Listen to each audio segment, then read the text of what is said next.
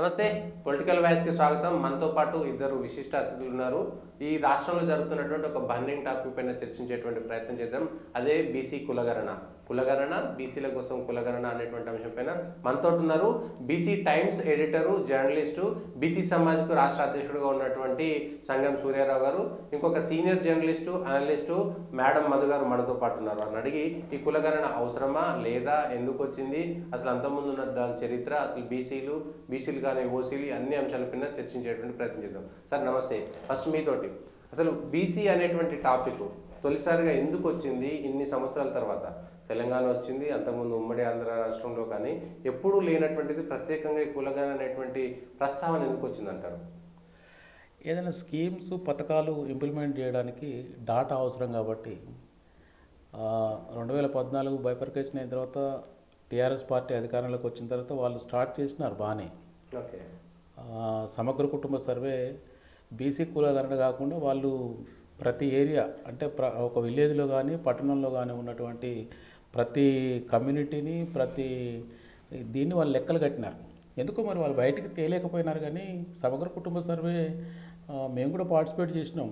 వాళ్ళు అసెంబ్లీలో పిలిచి వీళ్ళకి ఎట్లా చేయాలా, ఏంది, ఏ జనాభా ఎంత ఉన్నారు, ఏ కమ్యూనిటీ ఎంత ఉన్నారు, దాని మీద చాలా రోజులు వాళ్ళు ప్రోగ్రామ్స్ కండక్ట్ చేసినారు. అన్ని కుల సంఘాలు పిలిచి మాట్లాడినారు. మరి అప్పుడున్న ప్రభుత్వం సమగ్ర కుటుంబ సర్వే అఫీషియల్గా బయటికి రాలేదు, కానీ దాని కాపీలు మాత్రం అందరి దగ్గర ఉన్నాయి.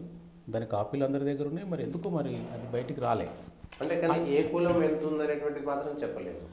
వాళ్ళ దగ్గర ఉంది, డాటా ఉంది. అదే బయటికి ఓపెన్గా రాలే, చెప్పలే, వాళ్ళు బహిర్గతం చేయలే. ఎందుకు చేయలేదు అనేది మాకున్న అవగాహన ఏంటంటే, ఏ కుల జనాభా ఎంత ఉన్నదనేది తెలిస్తే పాలకులకు ఇబ్బంది అవుతుంది కాబట్టి, అగ్రకుల ఆధిపత్య కులాలకు ఇబ్బంది అవుతుంది కాబట్టి దాన్ని అంతే హైడ్ చేసి పెట్టినారని మేము అనుకుంటున్నాం. ఓకే. కానీ సమగ్ర కుటుంబ సర్వేకి సంబంధించినటువంటి నివేదిక బయటకు వస్తే, అంటే కులాల వారీగా లెక్కలు బయటకు వస్తాయి, కుటుంబాల వారీగా లెక్కలు బయటకు వస్తే మళ్ళీ కులగణన అనేటువంటిది అక్కరే లేదనేటువంటిది నా అభిప్రాయం. నిజమేంటారా? ఎగ్జాక్ట్లీ. ఎందుకంటే ఇప్పుడు వీళ్ళు ఎట్లా చేస్తారో అర్థం కావట్లేదు. కాంగ్రెస్ గవర్నమెంట్ నిన్న అసెంబ్లీలో తీర్మానం చేసింది కులగణన చేస్తామని. కులగణన అంటే బీసీల వరకు కన్ఫైన్ అవుతారా, టోటల్గా మరి చేస్తారా, వాళ్ళు ఎట్లా చేస్తారు, దానికి మళ్ళీ కులగణన తర్వాత గత ప్రభుత్వం చేసిన సమగ్ర కుటుంబ సర్వే లెక్క చేసి దాన్ని బయటికి తెస్తారా, తీరా? ఇక్కడ కూడా ఇప్పుడు వాళ్ళేమో వెలమలు, ఇప్పుడున్న పార్టీ రెడ్లది. ఎవరికైనా ఇబ్బంది ఉంటుంది. వాళ్ళకంటే ఎక్కువ పాపులేషన్ ఈ కులాలు ఉన్నప్పుడు అందరు క్వశ్చన్ చేస్తారు కదా. ఇప్పుడు సిరిసిల్ల ఉంది, సిరిసిల్లలో లెక్క తేలితే ఇప్పుడు అక్కడ ఉన్న ఎమ్మెల్యేకును ఆ జనాభాకు చాలా పొంతం లేదు. అట్లాంటి ప్రతి నియోజకవర్గంలో ఉంటాయి. ఆ నియోజకవర్గం ఎమ్మెల్యేల వారికే కాదు, లెక్కలు తీస్తే నీకు వార్డు మెంబర్కి కూడా ఇప్పుడున్న రెడ్డి కమ్యూనిటీస్ చాలా కష్టమవుతుంది. అప్పుడు వెలమలకు కష్టమవుతుందని వాళ్ళు డ్రాప్ చేసినారు. ఇప్పుడు వీళ్ళకి కష్టమవుతుంది రెడ్డిలకు. కాబట్టి నేను అనుకోవడం ఏంటంటే, వీళ్ళు అసెంబ్లీలో తీర్మానం చేసినా వేరే ఎక్కడ చెప్పినా కూడా వాళ్ళకి చిత్తశుద్ధి ఉంటే మాత్రం వస్తుంది బయటికి. చిత్తశుద్ధి లేకపోతే కష్టమవుతుంది. ఎందుకంటే ఎక్కడ నమ్మాల్సి వస్తుందంటే, వాళ్ళది నేషనల్ పార్టీ ఇప్పుడు ఉన్నది. రాహుల్ గాంధీ కులగణన మీద ఒక అవగాహన ఉన్నది కాబట్టి, ఆయన చెప్తున్నాడు కాబట్టి వీళ్ళు వాళ్ళ మాట జవదాటరేమన్న ఆలోచనతో మాలాంటి వాళ్ళందరం ఆశతో ఉన్నాం. ఇప్పుడు బహుశా మరి రేపు పొద్దున ఈ ప్రోగ్రామ్ స్టార్ట్ అయిన తర్వాత భవిష్యత్తులో తేలుతుంది. మరి వీళ్ళు గత పాలకులు లెక్కనే ఉంటారా, డిఫరెంట్గా ఉంటారా, ఈ వర్గాలకు న్యాయం చేసే దిశగా ఉంటారా, లేకుంటే వాళ్ళు మభ్యపెట్టినట్టే వీళ్ళు కూడా మభ్యపెడతారా వీళ్ళు అనేది దాని మీద తెలుస్తుంది. కులగణన అనేటువంటిది చేసిన తర్వాత అది బీసీలకు పాజిటివ్ అవుతుంది అంటే మంచి అవుతుందా చెడ్డ అవుతుంది, ఎట్లా అంచనా వేయచ్చు అంటారు? ఇప్పుడు కులగణన తెలిసిన తర్వాత ఎగ్జాక్ట్లీ పాజిటివ్ అవుతుంది. ఓకే. ఇప్పుడు తమిళనాడు ఉంది, తమిళనాడులో నీకు చూసుకోండి, స్థానిక సంస్థల నుంచి నీకు చట్టసభల వరకు, ఎమ్మెల్యే ఎంపీల వరకు కూడా వాళ్ళ జనాభా ప్రాతిపదికన వాళ్ళకు లెక్కలు కట్టి ఇస్తున్నారు కదా. ఓకే. ఎంప్లాయ్మెంట్లో కానీ, నీకు ఎడ్యుకేషన్లో కానీ, ఎమ్మెల్యే సీట్లలో కూడా దామాష ప్రకారం సీట్లు అంటే అక్కడ పొలిటికల్గా అడుగుతారు కదా. మా జనాభా ఇంత ఉంది, మా జనాభా ప్రకారం మా వాటా రావాలని అడుగుతారు కదా. అందుకనే కదా లోకల్ బాడీస్లో మ్యాక్సిమం నీకు భారతదేశంలో లోకల్ బాడీస్లో చాలా స్టేట్స్ ఇంప్లిమెంట్ చేస్తున్నాయి. నీకు ఎమ్మెల్యేలు తర్వాత ఎంపీల వరకు వచ్చేసరికి రిజర్వేషన్ లేదు. కానీ నీకు చాలా రాష్ట్రాలలో నీకు స్థానిక సంస్థలలో బీసీ రిజర్వేషన్స్ ఎక్కడికక్కడ ఇంప్లిమెంట్ చేయడానికి ప్రయత్నం చేస్తున్నారు. మన దగ్గర ఇంతకుముందు 33 ఉండే, ఎన్టీ రామారావు గారు వచ్చింది అప్పుడు. ఇప్పుడు దాన్ని తగ్గించినారు. పెంచరు, తగ్గించైనా కొంత ఇంప్లిమెంట్ జరుగుతుంది. ఇష్టం ఉండదు వాళ్ళకు. ఇప్పుడు ఏది కూడా బ్యాక్వర్డ్ క్లాస్కి సంబంధించిన, మనం బ్యాక్వర్డ్ క్లాస్ అనవద్దు, ప్రోగ్రెసివ్ కమ్యూనిటీస్ మనకి. ఎందుకంటే మనం అంతా ఈ దేశానికి సేవా ఉత్పత్తి రంగాల ద్వారా 5,000 సంవత్సరాల ముందు నుంచి ఈ దేశాన్ని మనం కాపాడుతున్నాం, మన వర్గాలని, మన సమూహాలు, వినరా. కాబట్టి వీటికి రిజర్వేషన్ రావాలి అనే దాంట్లో ఈ కుటుంబ సర్వేలే అక్కర్లేదు. ఓకే, కుటుంబ సర్వేలు వాళ్ళకి చిత్తశుద్ధి ఉంటే ఇప్పుడు పాలక మండలి పెట్టినారు ప్రతి కమ్యూనిటీని డెవలప్ చేయాలని, వాటికి పాలక మండలి లేవు, ఫెడరేషన్స్ పెట్టి వాటికి పాలక మండలి లేయరు. బీసీ కార్పొరేషన్ అంటారు, ఎంపీసీ కార్పొరేషన్ అంటారు. అసెంబ్లీ సమావేశాలు నడిచినప్పుడు కాగితాల మీద వాళ్ళకి 5 కోట్లు వీళ్ళకి 10 కోట్లు అంటారు. ఎక్కడిదంతా ఇప్పుడు ఇప్పటివరకు రేవంత్ రెడ్డి గారు ఆ మాట మాట్లాడుతూ కులగణనకు చట్టబద్ధత లేదంటే అసెంబ్లీలో తీర్మానం చేశారు, చట్టబద్ధత ఉందా లేదో తెలియదు. రేవంత్ రెడ్డి గారు ఒక రాజకీయమైనటువంటి మాట మాట్లాడారు, పాలితులంతా పాలకులు కావాలనేటువంటిది. కేసీఆర్ అది చెప్పిండు, ఇది 90% బీసీ ఎస్టీలు ఉన్నటువంటిది, ఎస్సీలు ఉన్నటువంటి రాష్ట్రం అని. ఇప్పుడున్నటువంటి కాంగ్రెస్ అది చెప్తుంది. కానీ రాజ్యాధికారానికి వస్తే 3 ముఖ్యమైనటువంటి పార్టీలు బీజేపీ, కాంగ్రెస్, టీఆర్ఎస్. మేము అధికారంలోకి వస్తే 10 ఏళ్ల దాకా బీసీని తప్ప ఇంకొకరిని ముఖ్యమంత్రి చేయనటువంటి ప్రకటన చేయొచ్చు కదా. ఈ పాలితులే పాలకులు అయిపోతారు అప్పుడు.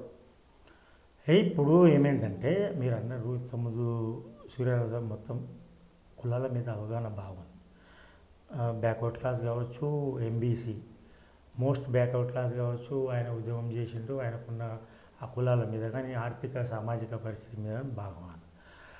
నిన్న మనము కుల గణన అనేది ఒక మేజర్ డిసిజన్, దాన్ని చట్టబద్ధత కల్పిస్తామని అన్నారు. దాంట్లో కడియం శ్రీహరి మాట్లాడుతూ బాగా మాట్లాడిన కడియం శ్రీహరి యాంబిగ్యూటీ ఉంది. మీరు చెప్పే దాంట్లో బీసీ మంత్రి ఏమో దాన్ని కులగణన అన్నాడు. ఎక్కడ వచ్చే వరకు శ్రీధర్బాబు కానీ బట్టి వచ్చే వరకు సమగ్ర కుటుంబ సర్వేగా చేస్తామన్నారు. తర్వాత ఇంకొందరు అంబిగ్యూటీ అంటే ఇది కులగణన సకల జన సర్వేనా.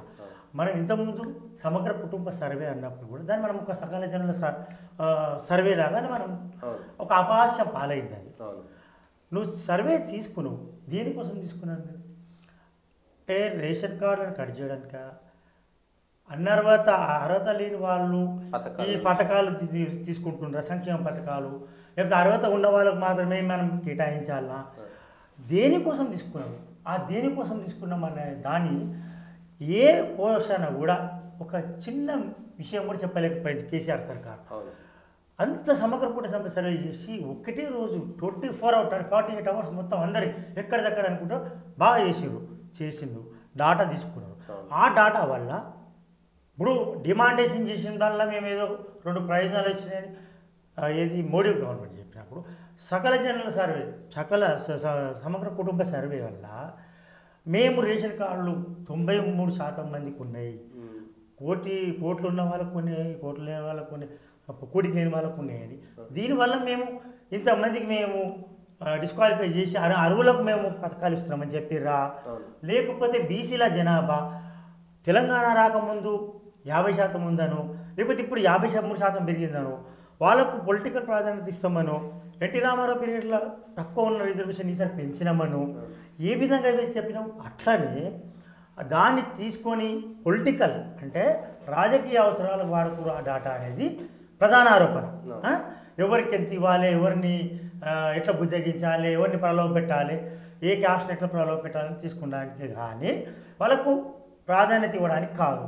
రాజకీయ ప్రొపర్షనేట్గా వాళ్ళకు రాజకీయ సీట్లు ఇవ్వడానికి ఏ పార్టీ ఒప్పుకోదు.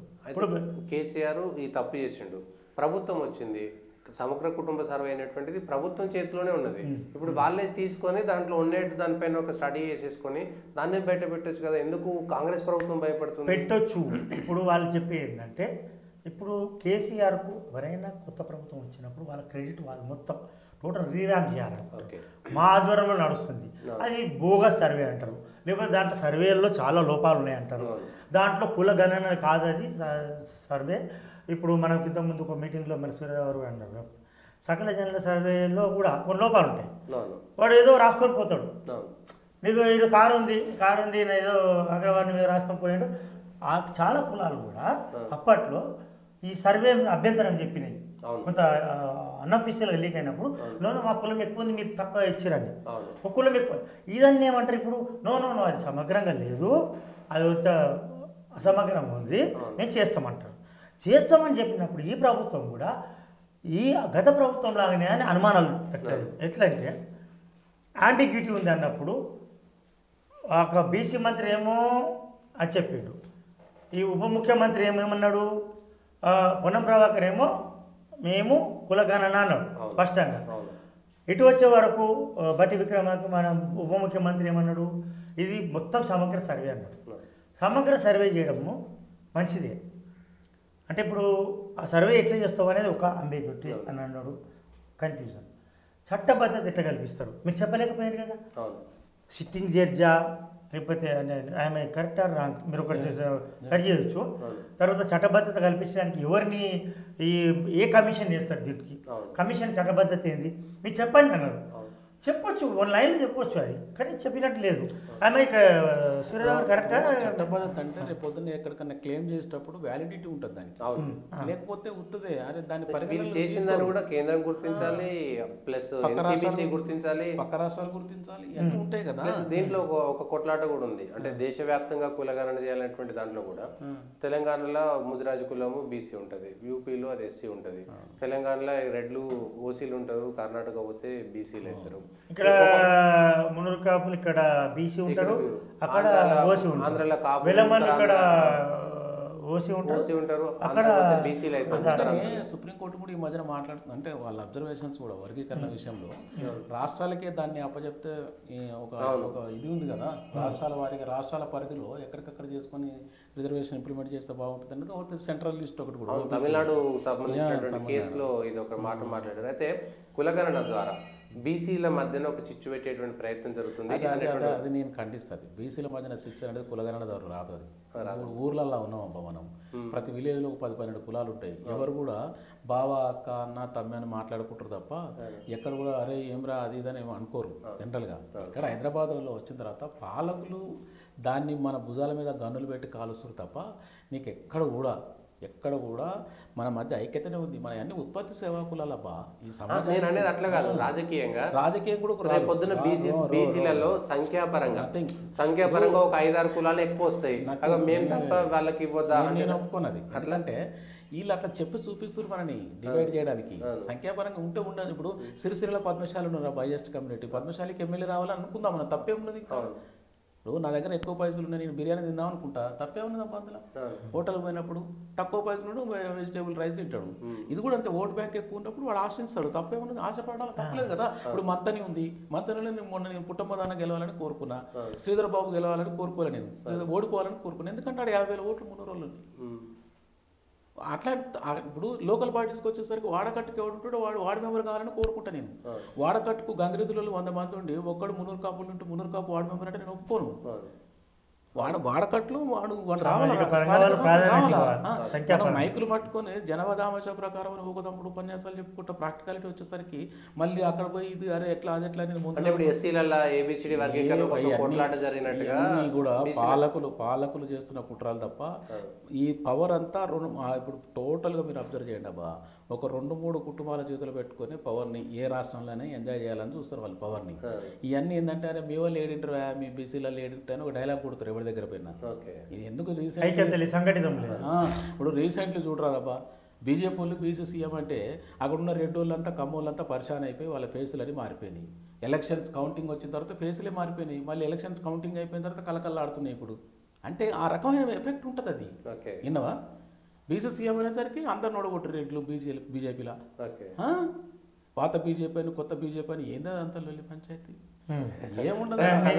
ఇంకొక అంశం, ఇది కులగణనకు సంబంధించింది. కులగణన పేరు మీద హైందవుల్లో ఒక చీలిక తీసుకొచ్చి ఈ దేశంలో ఉన్నటువంటి ధర్మాల మధ్య కూడా ఒక కొట్లాట జరుగుతుంది అనేటువంటిది. ఈ హైందవుల ధర్మం ఇప్పుడు నాకు తెలిసిన వరకు నేను చెప్తున్నా, గ్రామాలలో ఎస్సీలు తిరుపతి పోయినరు, ఎస్టీలు తిరుపతి పోయినరు, ఎరకలోళ్ళు తిరుపతి పోయినరు, మాదిగోళ్ళు తిరుపతి పోయినరు. ఇక ఇవన్నీ మనం ఏదో చదువుకున్న తర్వాత డివైడ్ చేసేది తప్ప నీకు ఏం లేదా బాబు, ఉన్నాయి 2 పేద దానిక విన్నావా అంతే తప్ప. సూత్రం ఉంటుంది కాన్స్టిట్యూషన్ కానీ ఏదైనా power distribution among all sections. అంటే సామాజిక పరంగా కులం చిచ్చు అనేది ఇక్కడ మనం కూడా తీసుకురావద్దు, ఎవరు కావద్దు. అయితే ప్రొపార్షనేట్గా మన ఇప్పుడు సూర్యగారితో నేను ఎక్కివేసిన నా కులం మీద నాకు అనవసరం, that doesn't matter for me. కులం అనేది కాదు ఇక్కడ. సామాజికంగా సంఖ్యాపరంగా కానీ లేకపోతే విద్యాపరంగా కానీ లేకపోతే వైద్యపరంగా కానీ ఆర్థికంగా ప్రొపార్షనేట్గా ఎవరికి పోయేది వాళ్ళకు power distribution among all sections జరగాలి. అంటే ఈ పవర్ డిస్ట్రిబ్యూషన్ జరిగితే అన్ని కులాలు కూడా వస్తాయి. అయితే ఇక్కడ మనకు లోకల్ బాడీ ఎలక్షన్లో ఎన్టీ రామారావు కావచ్చు, ఎన్టీ రామారావు తర్వాత రెవల్యూషన్ వచ్చిన తర్వాత అన్ని పార్టీలు దాన్ని కంటిన్యూ చేసినాయి. ఎస్ కేసీఆర్ దాన్ని తగ్గించినా చేసినా కూడా 33% మళ్ళీ అక్కడ నిలబడ్డది వచ్చి తగ్గించారు. మళ్ళీ సుప్రీంకోర్టుకి వెళ్ళలేదు వీళ్ళు కావాలని. సరే ఓకే తగ్గించి బాడీలో 10% తగ్గిండొచ్చు. సో రిజర్వేషన్ అనేది తప్పనిసరి పరిస్థితి అయిపోయింది. ఆ తర్వాత లోకల్ బాడీ వల్ల కొంతమంది కొన్ని కులాలకు ఒక అధికారం వచ్చింది. Local body election not at the level of MLA sarpanch MPTC and corporator and other standing committee అంటే ఇక్కడ వరకు ఒక స్థాయి వచ్చింది, కొంతమందికి ప్రాతినిధ్యం లభించింది. అటువంటి మనం ఆహ్వానించాల్సింది. అదే కులాల చిచ్చు అనకుండా ఇప్పుడు ఈ తమిళనాడు ఇప్పుడు మీరు తమిళనాడులో 36% అనుకుంటారు. ఎంత ఉంది మీ లోకల్ బాడీలో రిజర్వేషన్? టోటల్ 68 60 అంటే 36 వీళ్ళకు ఉంది రిజర్వేషన్ ఫర్ బీసీస్ ఆర్ 36. బీహార్లో ఎట్లా ఉండబోతుంది అంటారు మీరు? ఇప్పుడు బీహార్లో కులగన్న అయిపోయింది, 70% ఇప్పుడు వస్తుంది రిజర్వేషన్. మరి అది నిలబడుతుందా సుప్రీంకోర్టులో? అండ్ సుప్రీంకోర్టు కంటే కూడా రాష్ట్ర ప్రభుత్వాలు తమకు నచ్చిన తమిళనాడు బేస్ చేసుకుంటున్నారు కదా, తమిళనాడు బేస్ చేసుకుంటున్నారు వాళ్ళు. తమిళనాడు కూడా సుప్రీంకోర్టులో పెండింగ్ ఉంది ఉన్నది, కానీ సుప్రీంకోర్టులో దాదాపు తమిళనాడులో ఇంప్లిమెంట్ చేయబట్టి దశాబ్దాలు అవుతుంది, నడుస్తూనే ఉంది కదా. ఈలోపు వాళ్ళకి జరగాల్సిన బెనిఫిట్ జరుగుతాయి కదా కొద్ది గొప్ప, తర్వాత నడుస్తూ ఉంటాయి. ఇప్పుడు ఎంఆర్పిఎస్ 4 సంవత్సరాల మధ్యన బెనిఫిట్ అయింది వాళ్ళకు, తర్వాత మళ్ళీ సుప్రీంకోర్టు ఆ 4 సంవత్సరాలలో ఉన్నారు కదా, ప్రమోషన్ లిస్టులు ఉన్నారు, అన్నిట్లలో ఉన్నారు. దాని ఫలాలు అయితే తెలిసినాయి కదా. కాబట్టి కులగణన నేను నాకున్న అభిప్రాయం ప్రకారం సమగ్ర కుటుంబ సర్వేనే కంటిన్యూ చేసి మాడిఫై చేస్తే సరిపోద్దేమో అనుకుంటారు. కాకపోతే చట్టబద్ధతోడు కల్పించి దాన్ని పర్ఫెక్ట్గా చట్టబద్ధత అంటే ఎట్లా దాన్ని చట్టబద్ధత కమిషన్ వేసి కమిషన్ ద్వారా పోతే కమిషన్ ద్వారా ఇప్పుడు ఓబీసీ కమిషన్ కు నేషనల్ లో NCBC national commission BC commission లాగా దాని ఆధ్వర్యంలో చేస్తే ఇంకా బాగుంటుంది. ఇప్పుడు నేషనల్ ఓబీసీ వర్గీకరణ మీద జస్టిస్ రోహిణి కమిషన్ కదా, అట్లా వేసి కొంత చేస్తే బాగుంటుంది. ఇక్కడ కూడా ఒక అట్లీస్ట్ పాత రిటైర్డ్ జడ్జి తోటైనా ఒక కమిషన్ ఏదో ఒకరు ఉంటే దానికి వ్యాలిడిటీ ఉంటుంది. ఓకే, అంటే ఇచ్చిన రిపోర్ట్ కూడా విలువ పెరుగుతుంది, జనాల్లో కూడా నమ్మకం పెరుగుతుంది. కానీ ఇప్పుడు సాధారణంగా లోకల్ గా ఉండేటువంటి అధికారులు చేస్తే అది నమ్మకం ఉండదు. ప్లస్ ఇప్పుడు మన అప్లికేషన్ పెట్టిన రోడ్ల మీద పడ్డట్టు పడితే ఇంకోటి కూడా వీళ్ళు బీసీ వరకు పరిమితం అయితే అంటున్నారు. బీసీ అంటే ఆ లోకల్ ఆఫీసర్కు ఎవరు బీసీ ఎవరు నాన్ బీసీ అనేది తెలియదు. ఇంకోటి కూడా ఏంటంటే బీసీ కులాలు ఇప్పుడున్న మన రాష్ట్రంలో 139 కులాలు ఉన్నాయి. అన్ని చేర్చి మొత్తం చాతాడంత లిస్ట్ చేసినారు. మొన్న తీసేసారు కదా కొన్ని కేసీఆర్ ఉన్నప్పుడు ఆంధ్రాకి సంబంధించిన కొన్ని ఎందుకు ఉన్నాయి తీసిన చాలా యాడ్ చేసినారు. 139 ఉన్నాయి. 139 మీద అవగాహన ఉండాలి ఆఫీసర్లకు. ఇప్పుడు పట్నం నుంచి పోయిన పల్లెకి పోయిన ఆఫీసర్కు వాడికి 2-3 కులాలు తప్ప వేరే కులాలు తెలియదు. కాబట్టి హైదరాబాద్ ఉన్న తోకలు ఉన్న 2 కులాలు తప్ప మిగిలిన బీసీలలోనే 10 కులాలు అంటే ఏదైతే ప్రభావితమైన 10 కులాలు తప్ప వానికి ఏ కులం తెలియదు. నేను కొన్ని ఎంఆర్ఓల ఆఫీస్లో చూస్తూ ఉంటా. వాడు ఇంగ్లీష్ మీడియం పోయి చదువుకున్నాడు ఎంఆర్ఓ అయితే చాలా వరకు పెండింగ్ ఉన్నాయి క్యాస్ట్ సర్టిఫికేట్లు, వాళ్ళ కులం అర్థం కాక, బీసీ కులాలు అర్థం కాక చాలా వరకు ఆ కమ్యూనిటీ లీడర్స్ లెటర్స్ ఇచ్చినా ఇది ఎందుకులే మాకు ఎందుకు వచ్చిన గొడవ అని వాడు పెండింగ్ వేయడం వల్ల వాళ్ళ విద్యార్థి భవిష్యత్తు అంధకారం అయిపోతున్నాయి. తెలియని వాళ్ళు అఫీషియల్ కూడా చదువుకొని పోతే వాడికి దొంగ సర్టిఫికెట్లు ఇస్తారు ఈజీగా. ఇప్పుడు ఎంతమంది ఉన్నారు దొంగ సర్టిఫికెట్లు? మరి ఒరిజినల్ కులం వాడికి సర్టిఫికేట్ దొరుకుతలేదు, దొంగ కులం వాడికి సర్టిఫికేట్ దొరుకుతుంది. దానికి మన బీసీ సంఘాల సపోర్ట్ మళ్ళీ పాడై ఇదొక బాధ. ఇది ఈ కులగణన వల్ల రాజకీయంగా కూడా పెను మార్పులు వచ్చే అవకాశం ఉంది. ఎందుకు రావు తెలుస్తుంది కదా. ఇప్పుడు నీ దగ్గర 1,00,000 రూపాయలు నేను దానికి తగ్గట్టు బడ్జెట్ వేసుకుంటావు, నువ్వు ప్లాన్ వేసుకుంటావు కదా. నీ దగ్గర 1000 రూపాయలు అంటే దానికి తగ్గట్టు ప్లాన్ వేసుకుంటావు. నీ ఇప్పుడు ఎగ్జాంపుల్ అబ్బా మంతన్లో 50,000 అని అఫీషియల్ వచ్చింది అనుకో ముందు కాకపోతే, అప్పుడు మన వాళ్ళంతా రెడీ అవుతారు కదా. అంటే కాన్ఫిడెన్స్ వస్తుంది. లోకల్ బాడీస్ లో కూడా కాన్ఫిడెన్స్ వస్తుంది. లెక్కలు వచ్చినట్టే నియోజకవర్గాలుగా వచ్చేస్తాయి కదా, గ్రామాల వారిగా వాళ్ళ వారికి వచ్చేస్తాయి. నీకు తెలంగాణలో 119 నియోజకవర్గాలలో 12 ట్రైబల్ 19 ఎస్సీ తీసేస్తే నీకు 7 ఇక్కడ ముస్లిమ్స్ తీసేస్తే మిగతా అన్నీ బీసీలే అవుతాయి. నిజానికి మీకు అక్కడ ముస్లిం అక్కడ కూడా ఎస్సీ ఎస్టీ బీసీలు ఎక్కువ ఉంటారు. ఇది మజ్లిస్ గెలిచే చోట కూడా ఎక్కువ. ఇప్పుడు నేనేమంటున్నా, ఎస్సీ ఎస్టీ బీసీ మైనారిటీ తర్వాత నీకు ప్రతి నియోజకవర్గంలో ఆ 3 కలవకున్న ఒక్క బీసీ కులాలు కలిస్తే దాదాపుగా రిజర్వ్డ్ పోను ఆ 7 పోతే 99% మన నియోజకవర్గాలే బీసీలే. ఓకే, సో ఇది అది ఒక భయం కూడా ఉండదా మరి? అంటే ఇప్పుడు సూర్యరావు సార్, ఈ లెక్కలు బయటపడ్డాయి అనుకో, పొలిటికల్ బార్గెనింగ్ కెపాసిటీ పెరుగుతుంది. అది ఈ కులాలకు పొలిటికల్ బార్గెనింగ్ పెరిగినప్పుడు పొలిటికల్ పార్టీస్కు అంటే ఈ నాయకత్వం ఎవరుందో మనకు తెలుసు, నాయకత్వంలో ఎవరున్నారేమో వాళ్ళ ప్రెషర్ పెరిగిపోతుంది. మరి ప్రెషర్ పెరిగిన ఈ క్రమంలో ఈ నిజాయితీగా ఈ సర్వే చేస్తారా, ఈ బయట పెడతారా, గతంలో మాదిరిగానే మళ్ళీ ఇది డార్క్ రూమ్లోకి వెళ్ళిపోతుందా?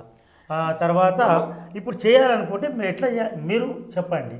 ఎందుకంటే దీని మీద ఆర్థిక సామాజిక పరిస్థితి బాగా అవగాహన ఉంది కాబట్టి ఎట్లా?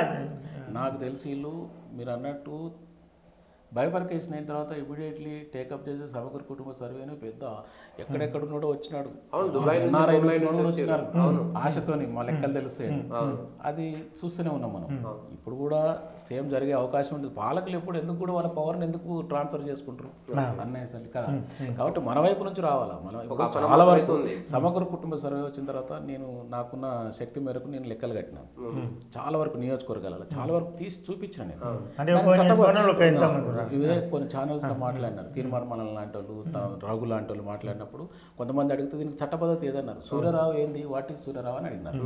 అంతే కదా. ఇప్పుడు వాట్ ఈజ్ పొలిటికల్ వాయిస్, రేపు పొద్దున పొలిటికల్ వాయిస్లో చర్చ, what is political voice, what is ఇది డీడీయా దూరదర్శన్ అయితే కొత్త ఇది ఉంటుంది అని వాళ్ళకు ఉంటుంది కదా.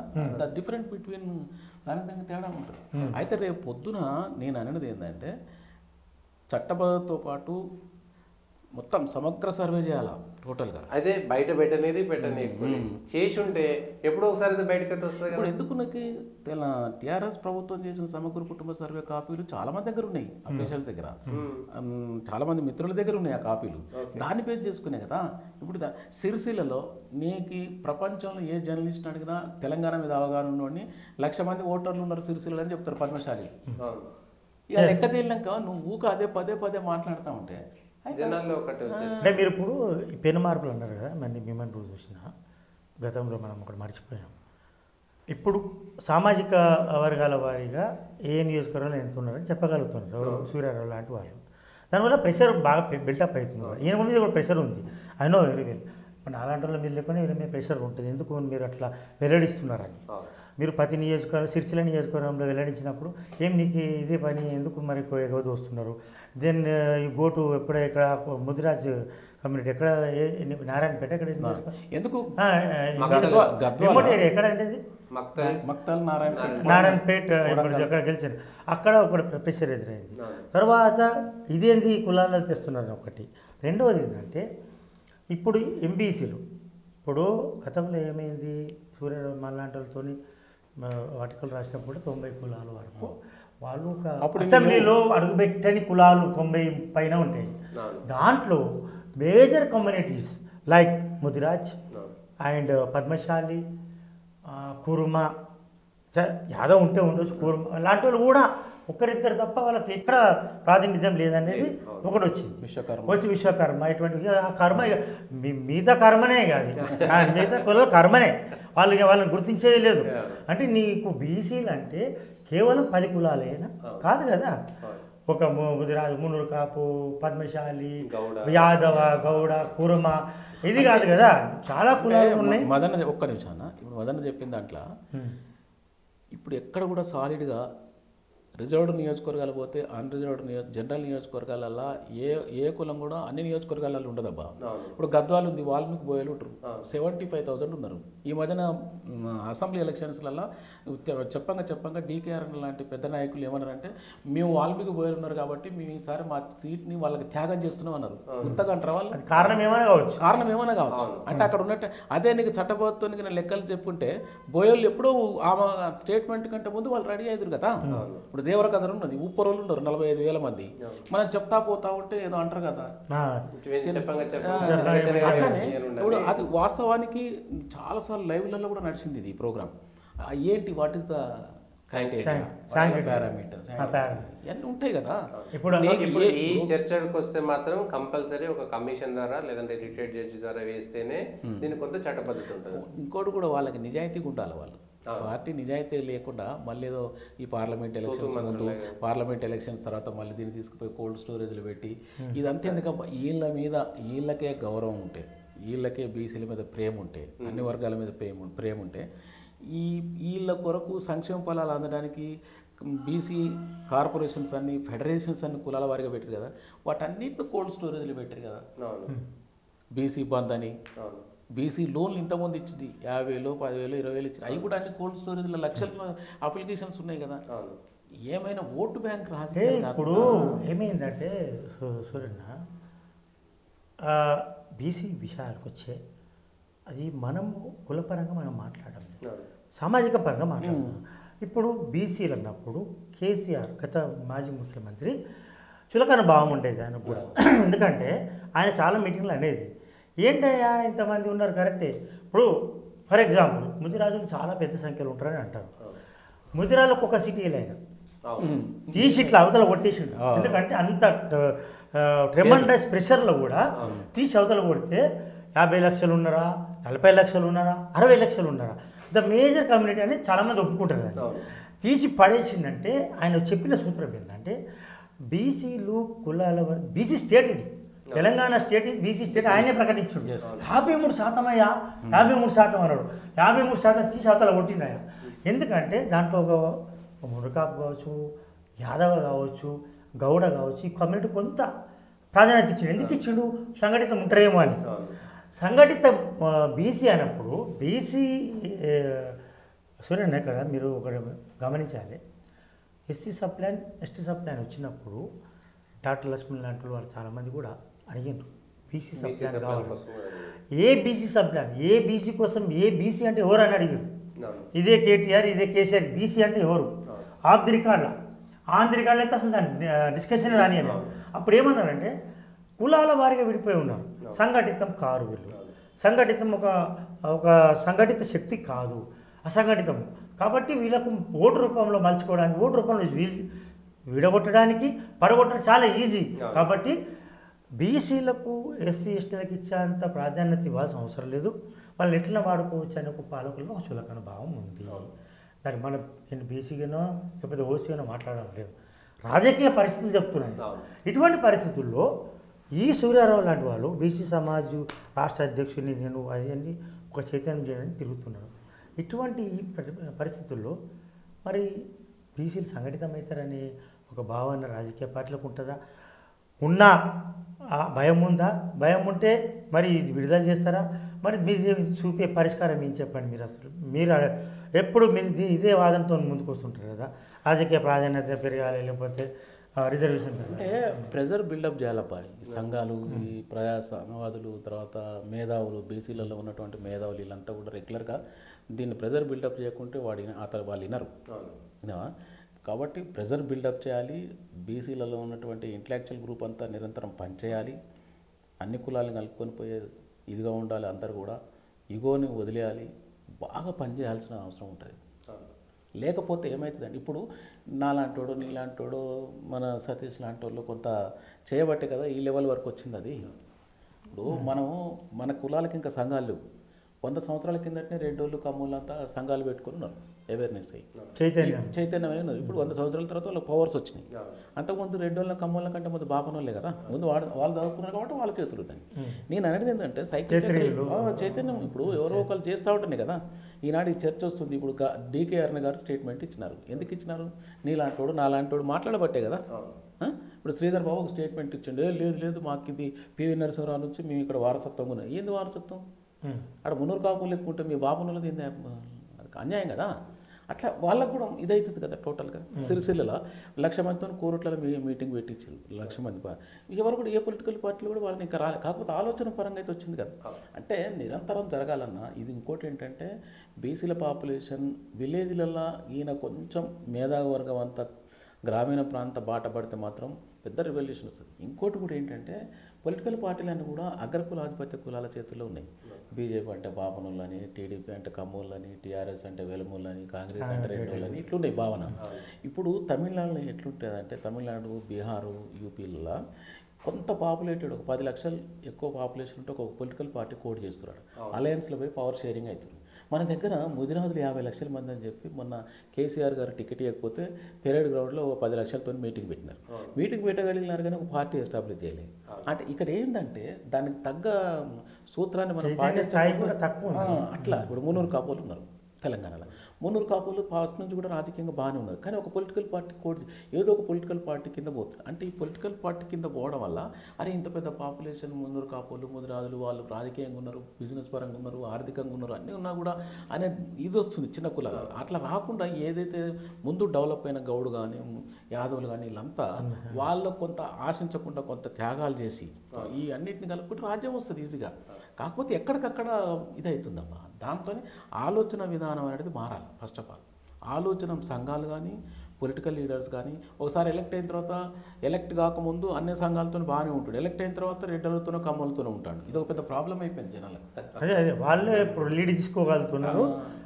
ఆ చైతన్యం కూడా వీళ్ళు తక్కువ చైతన్యం ఉండడం వల్ల కూడా రాజకీయ చైతన్యం తక్కువ ఉండడం వల్ల కూడా ఈ సమస్య దారితీస్తుంది. ఎవరిని బ్లేమ్ చేయడం కాదు. నువ్వు నువ్వు స్థాయిని పెంచుకుంటున్నావా, నువ్వు సంఘటితం అవుతున్నావా, నీ కెపాసిటీని పెంచుకుంటున్నావా, నువ్వు కలిసిపోతున్నావా, లేకపోతే నాయకత్వ లక్షణాలు పెంచుకుంటున్నావా, అది కూడా చూసుకోవాలి కదా. చైతన్య స్థాయిని చూసుకోవాలి. ఎందుకు వాళ్ళు ఎంబడిపోతున్నారు, మరి నీ ఎంబడి ఎందుకు రావడం లేదు?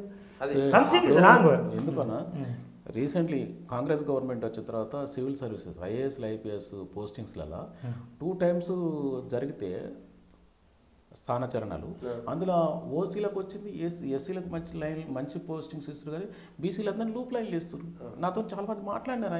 ఎందుకంటే బలంగా వాదించే వాళ్ళు కాదు, నాలాంటి మిత్రులతో మీరు మాట్లాడుతున్నారు కదా, రెగ్యులర్గా ఎందుకు మీరు అందరితో మాట్లాడరు? మీరు కన్నా రెగ్యులర్గా అందరితో మాట్లాడినట్టు అది వాళ్ళకి తెలిస్తే డెఫినెట్లీ మనకు వస్తుంది అవకాశం.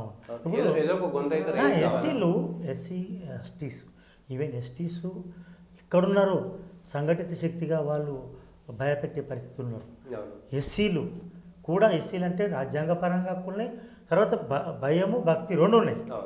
వాళ్ళు కొంత అసంఘటితం కాగలుగుతున్నారు, తప్పేం లేదు. సంఘటితం కావడం తప్పు లేదు. అసంఘటితంగా ఉన్నారు కాబట్టి రాజకీయ పార్టీలు కూడా చులకనగా చూస్తాయి. ఇప్పుడు నీ స్థాయి పెంచుకుంటేనే కదా ఎదుటిలో నిన్ను గౌరవించేది. నీ స్థాయి పెంచుకోవడం నేను ఎప్పుడు ప్రయత్నం చేస్తలేదు కదా. చైతన్య స్థాయి పెరగాలి, అట్ ద సేమ్ టైం రాజకీయ పార్టీలో మార్పు రావాలి. ఇప్పుడు జనగణన లేదా కులగణన, ఇది జనగణన తీసుకొని ఐ డోంట్ థింక్ వాళ్ళు ఇట్లా రివీల్ చేస్తారు అనుకోవడం లేదు నేను. ఈ ఎంపీ ఎలక్షన్ల వరకు దీని మీద హడావుడు ఉంటుంది. తర్వాత వివిధ కారణాల వల్ల ఏదో దాన్ని చెప్పి కోల్డ్ స్టోరేజ్ ఆ డార్క్ రూమ్లో పెట్టినా ఆశ్చర్యం లేదు. కానీ ఒకవేళ వాళ్ళు కులగణన నిజంగా రివీల్ చేయగలిగితే, అక్కడ మీరు ఇంతకుముందు సూర్యారావు గారు అన్నారు ఏమని, ఇది రాహుల్ గాంధీ జాతీయ స్థాయి నుంచి వచ్చింది కాబట్టి కొంత ఆశ ఉన్నది. ఆశ ఇప్పుడు రాహుల్ గాంధీ తీసుకొచ్చిండు. రాహుల్ గాంధీ ఇప్పుడు రాజకీయంగా ఎప్పుడైనా మనం గమనించాలంటే రాజకీయ ప్రయోజనాలు తెర ముందుకు వచ్చినప్పుడే ఇటువంటి కీలకమైన నిర్ణయం జరుగుతుంది. ఆ రాజకీయపరమైన ఒత్తిడి తీసుకొచ్చిన వాడే సక్సెస్ అవుతాడు. అయితే ఇప్పుడు ఇక్కడ ఏమైంది, ఇప్పుడు ఇప్పుడు ఉమ్మడి పౌరస్మృతి కావచ్చు, సిటిజన్షిప్ అమెండ్మెంట్ యాక్ట్ కావచ్చు, లేకపోతే ఇంకా రకరకాలుగా ఒక హిందూ ఓటు బ్యాంకును వీళ్ళు పూలప్ చేయగలుగుతారు. పూలప్ చేయగలిగినప్పుడు INDIA ఇండియా కూటమి వచ్చినప్పుడు వాళ్ళు బీహార్లో నితీష్ వీళ్ళని లీడ్ చేసినప్పుడు అప్పుడు జరిగిన ఒక మేజర్ నిర్ణయం, మనం ఇట్లా కాదు, దీనికి మనం పోటీగా మనం కులగణన చేయాలి, జాతీయ గణన కులగణన. ఈ 2 తప్పేం లేదు. నువ్వు కులగణన తీసుకురా, నీవు కులగణనలో నీకు నిజాయితీ ఉందా? కేవలం ఎంపీ ఎలక్షన్స్ వరకు మాత్రమే మోడీని దెబ్బ కొట్టడానికి నువ్వు చేస్తున్నావు, మోడీ వీళ్ళని దెబ్బ కొట్టడానికి ప్రయత్నం చేస్తున్నారు అనేది కావాలి. ఎవరు మభ్య పెట్టవద్దు. మభ్య పెట్టరు మీరు అంటే ఎప్పుడు తెలుస్తుంది తెలుసా? ఇది ఓట్ల శకం ముగిసినాక, అంటే ఎంపీ ఎలక్షన్ అయినాక అసలు రంగులు బయటపడతాయి అందరికి. మే నెల దాకా వెయిట్ చేయాల్సింది. మే నెల తర్వాత ఏ రంగు ఎవరిది, ఈ రోజు ఎవరిది అని రంగు బయటపడుతుంది. ఆ రంగు నాకు తెలిసి అన్ని రాజకీయ పార్టీలు కూడా దాదాపు ఒకే సిద్ధాంతంతో ఉంటాయి, ఓటు నోటు సిద్ధాంతాలు. కాబట్టి మనం గతంలో కేసీఆర్ సమగ్ర కుటుంబ సర్వేను తొక్కిపెట్టిందంటే మరి వీళ్ళు తొక్కి పెడతారా, రిలీజ్ చేస్తారా? ఇదో పెద్ద ప్రశ్న.